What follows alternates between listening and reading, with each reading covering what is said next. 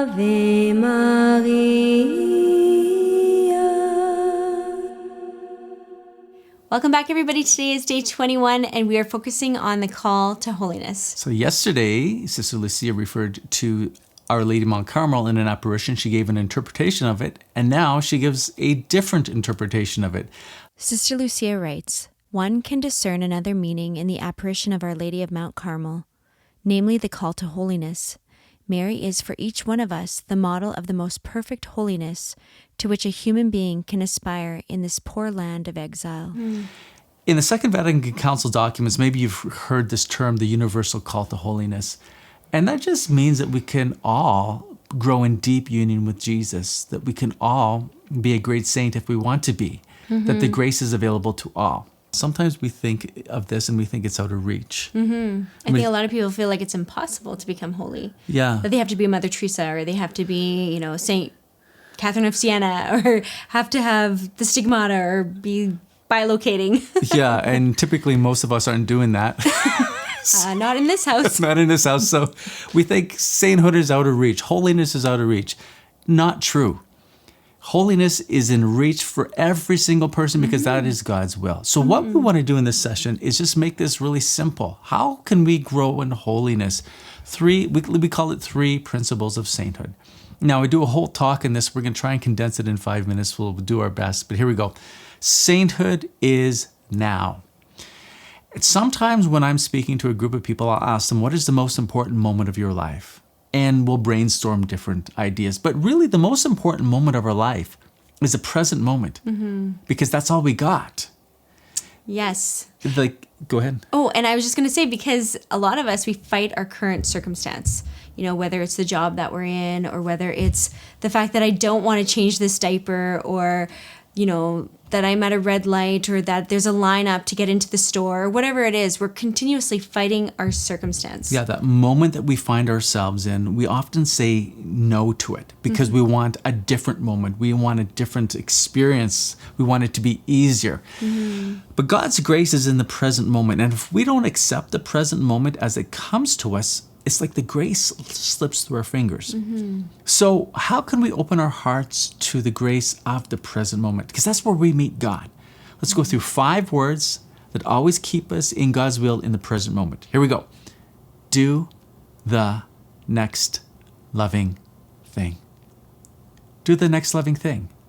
That's all we have to remember when we're trying to live out God's will. We just do the next loving thing in the present moment. Which leads us to the next principle of sainthood. It goes like this. Sainthood is here. And what is that? It's like the present moment gets captured by the here.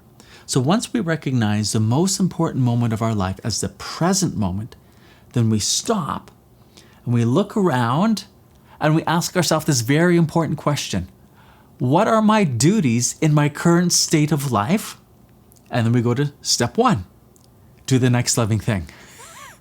So a lot of times we don't like our duties, but it's through our duties that God, when we perform them in love, united to Him, that we grow in holiness.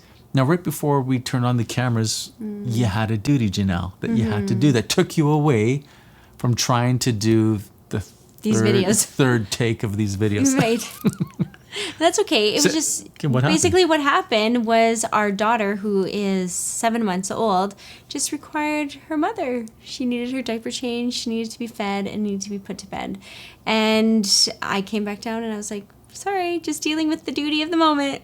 Because that's truly what it was. And, sometimes we feel like the more important thing is to do the adult thing, get our work done. But no, sometimes God is calling us to do something that's simple, that's easy, but to do it with great love.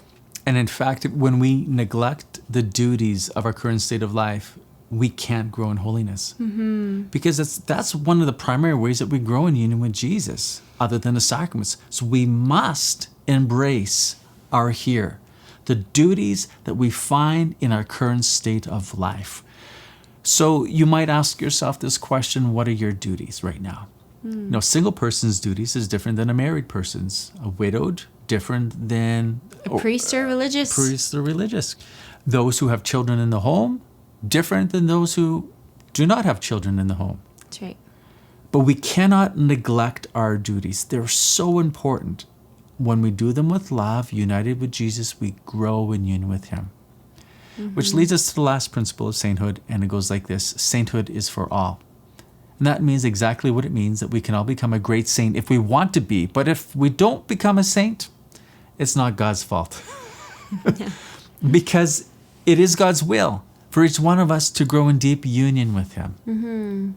Isn't that encouraging to think that sainthood is for everybody? You know, even the neighbor across the street or the person working the till at the grocery store. Like, this is nobody, there is no exception. Holiness is for everybody. And if we don't believe it, we won't aim for it. The biggest enemy of great is good. And oftentimes we just settle for the good life. But God is calling us to the great life, union with him. So let's bring this back to Mary and what Sister Lucia has to say about her life. Our Lady sanctified herself as a faithful and devoted wife by fulfilling all the duties of her state in life. She sanctified herself as a loving mother who dedicated herself to the Son whom God entrusted to her. With Jesus, she traveled the narrow way of life, the rugged road to Calvary. Finally, she sanctified herself as mother, mistress, and as guide of the apostles, agreeing to remain on earth for as long as God wished.